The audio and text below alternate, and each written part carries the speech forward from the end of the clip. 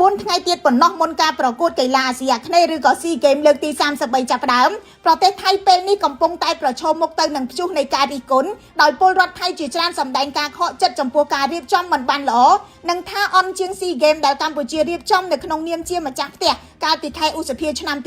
2023កាសែតខៅសោតចេញផ្សាយនៅថ្ងៃទី4ខែធ្នូឆ្នាំ2025ថានាយករដ្ឋមន្ត្រីថៃលោកអនុទិនឆាន់វីរៈគុលបានប្រញាប់ប្រកែកញ័រមាត់ច្រានចោលការលើកឡើងថាថៃរៀបចំមិនបានល្អដោយកម្ពុជាលោកចោទសួរទៅអ្នកកាសែតវិញភ្លាមថាតើអ្នកណានិយាយថាថៃអន់ជាងខ្មែរបើព្រឹត្តិការណ៍ប្រកួតមិនទាន់ចាប់ផ្ដើមផងទោះបីលោកអនុទិនខំប្រកែកក៏ប៉ុន្តែការជជែកវែកញែកបានផ្ទុះឡើងពេញបណ្ដាញសង្គមថៃកាសែត The Nation បានលើកឡើងពីបញ្ហាចម្បងចំនួន3ដែលថៃកំពុងជួបប្រទះទី1គឺការផ្សព្វផ្សាយពីព្រឹត្តិការណ៍នេះនៅខ្សោយខ្លាំងបើធៀបទៅនឹងអ្វីដែលកម្ពុជាបានធ្វើកាសែតនេះថាកីឡាស៊ីហ្គេមឆ្នាំ2025នេះបានក្លាយទៅជាការប្រកួតដ៏ស្ងប់ស្ងាត់បំផុតនៅក្នុងប្រវត្តិសាស្ត្រដោយសូម្បីតែពលរដ្ឋថៃខ្លួនឯងមិនដឹងច្បាស់ពីកាលបរិច្ឆេទទីកន្លែងឬក៏កម្មវិធីប្រកួតផងបញ្ហាទី2គឺការផ្លាស់ប្ដូរទីតាំងប្រកួតពីខេត្តសុងខ្លាដែលលិចលង់ក្នុងជំនន់ទឹកភ្លៀងទៅកាន់ទីក្រុងបាងកកនិងខេត្តឈុនបុរីខណៈដែលការសាងសង់កន្លែងសំខាន់រួមទាំងអាងហែលទឹកផងត្រូវបានពន្យាពេល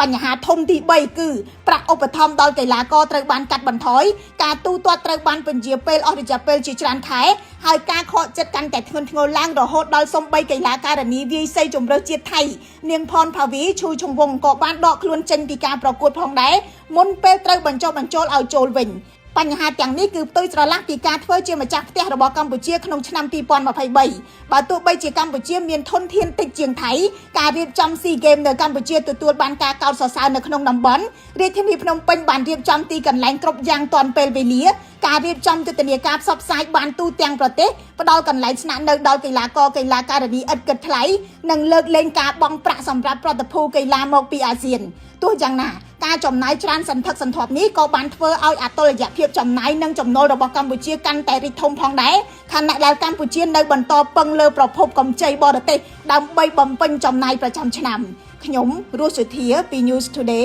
NTTV